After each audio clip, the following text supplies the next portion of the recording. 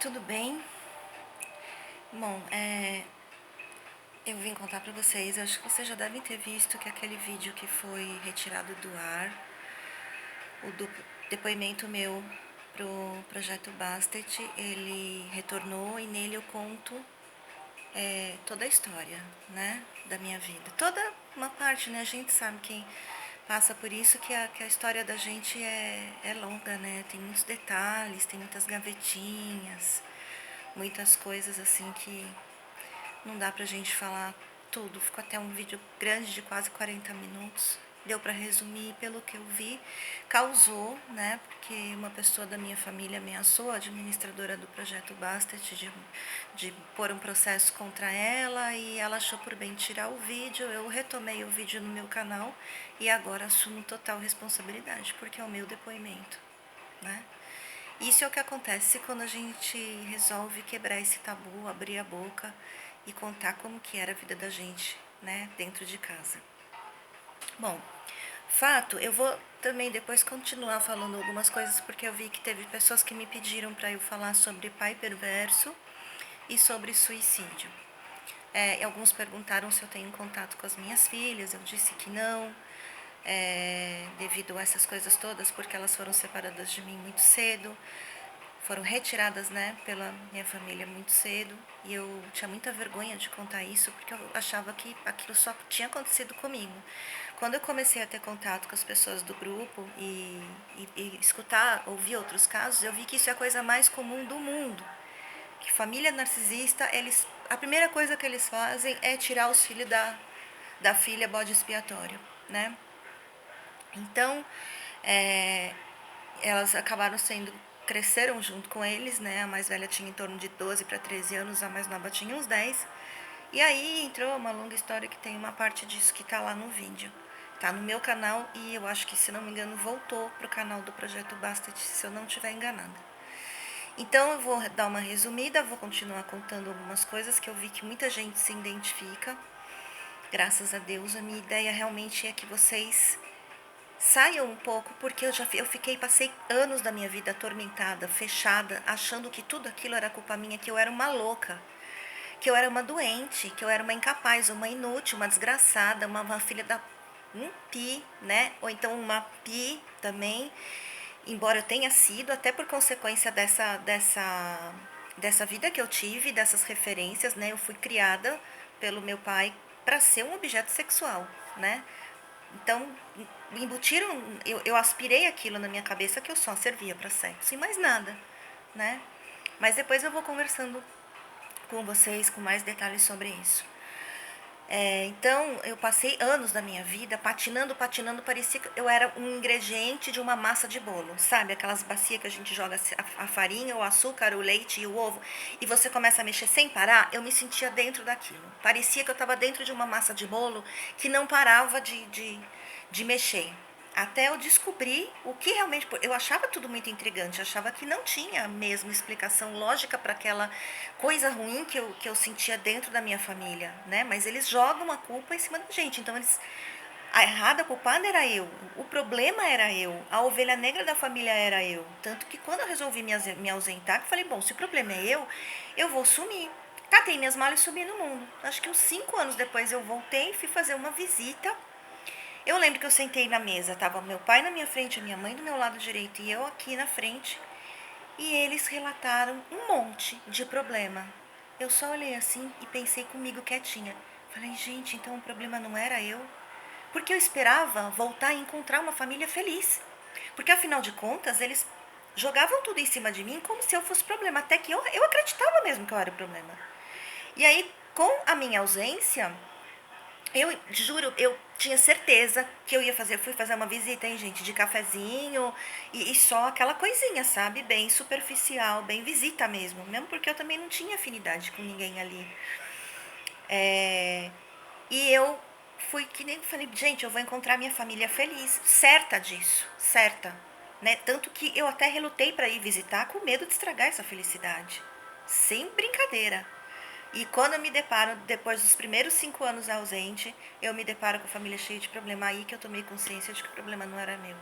Mas a gente precisa encontrar grupos que nem esse, que a gente está fazendo parte, depoimentos que nem esse que eu faço, depoimentos de outras pessoas que são piores até que os meus, viu, gente? Eu tenho recebido uns aqui que eu vou falar. A minha história é sobremesa. É docinho de leite a minha história.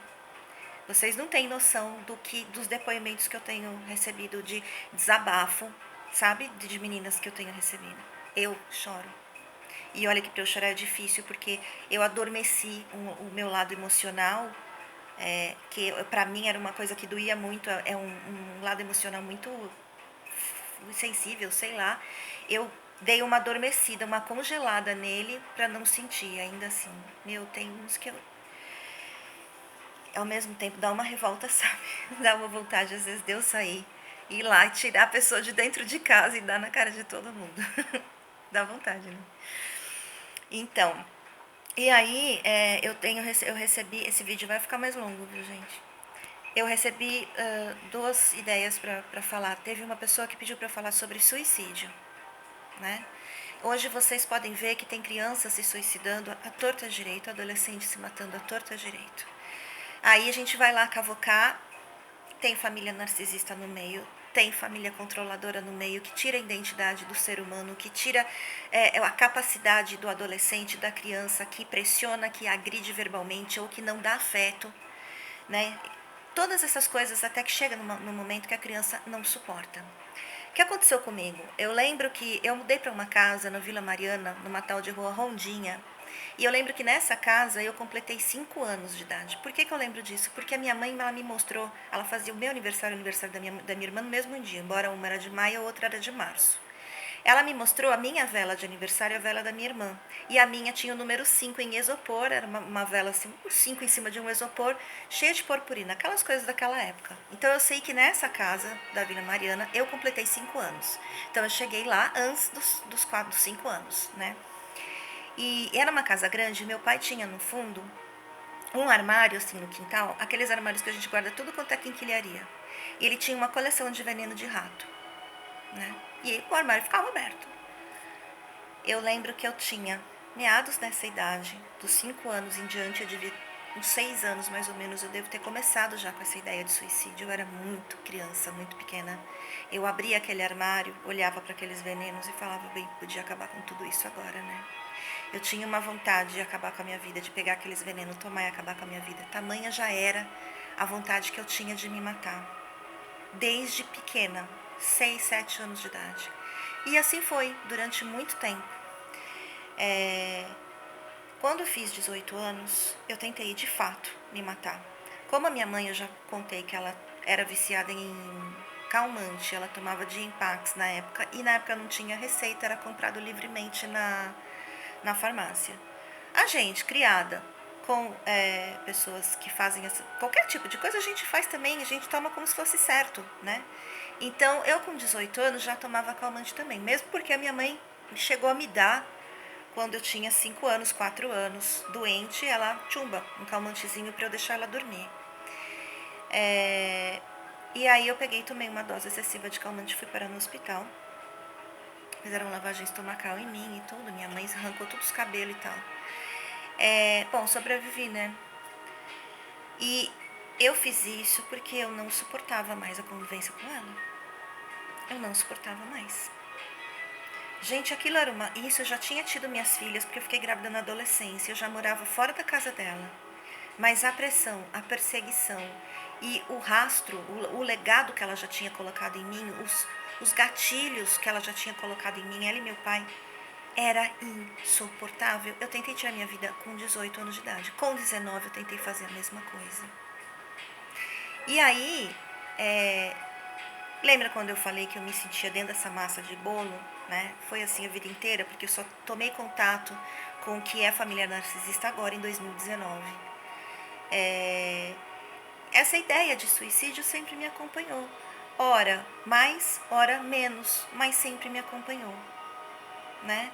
Depois que eu descobri o que estava realmente acontecendo comigo, que até hoje ainda está caindo a minha ficha, sabe? Aí eu ainda tô elaborando, eu ainda tô agora pesquisando mais, porque de bate pronto, a primeira coisa que eu fiz, será que isso é verdade, né? Peraí, isso é muito bom, mas será que é verdade? Aí eu comecei a pesquisar, pesquisar, pesquisar. Então, o meu intelectual sabia que era aquilo. Meu lado racional sabia, mas o meu inconsciente, até o meu inconsciente absorver aquilo, demorou.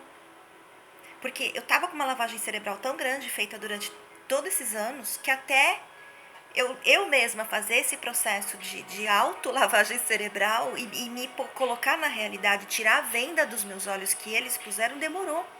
E aí eu acredito, até hoje eu tenho codependência do meu pai abusador, porque foi o único que me deu um lugar na família. A minha mãe nem tanto, porque ela sempre foi tão fria, tão oca, tão distante, que eu realmente olho para ela assim, penso, não olho mais porque eu já estou contato zero, mas penso nela assim e, sabe, como eu estivesse diante de uma parede de azulejo. Não significa nada, não, sabe, não tem conexão nenhuma.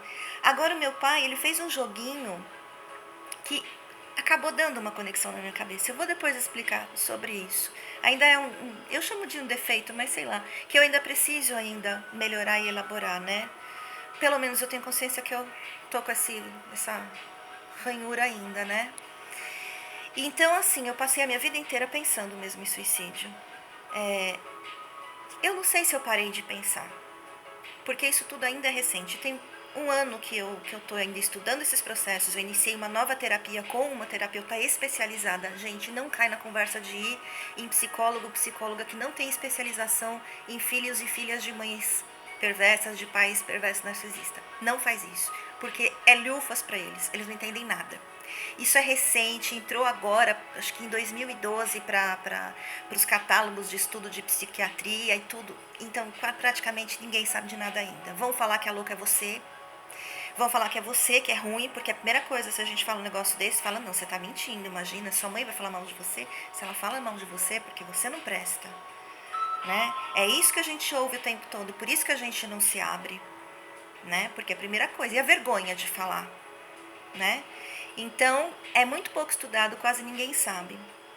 Então, eu não posso dizer para vocês que eu me livrei dessa ideia de suicídio, tá? Eu tô vivendo um dia atrás do outro, um após o outro. Cada dia eu vou aprendendo mais, a cada dia eu vou pedindo a Deus para, sabe, para ser mais sábia, para ser mais paciente comigo mesma, para ser paciente com os outros, entendeu? Então, nesse momento eu não posso dizer, mas a minha história, a minha experiência com o suicídio é essa. Por isso que eu respeito muito os suicidas, né? Porque eles têm uma dor, a pessoa fala, ai, suicida, é covarde. Gente, não é não. Eu quero ver o cara se matar. É muito difícil. Para o cara se matar, tentar se matar e até conseguir, o cara é muito corajoso. Ele não é covarde não. É porque tá doendo pra caramba. Então eu respeito muito. Bom, essa primeira pergunta já eu acho que está respondida. Eu posso só falar das minhas experiências, né? Infelizmente. Não posso generalizar, posso contar o que eu senti na pele. E aí depois eu faço um outro vídeo para contar sobre pai perverso, que tem muito pouco material também, né? Eu já vi isso, que tem pouco material na internet. Eu vou contar sobre o meu pai, sobre a minha convivência com ele. Eu também sinto falta desse material. A maioria é mãe perversa, mãe narcisista, né? Mas eu volto depois e conto pra vocês, tá bom? Já tá grandinho o vídeo, eu não quero entediar ninguém. Obrigada, pessoal. Até mais.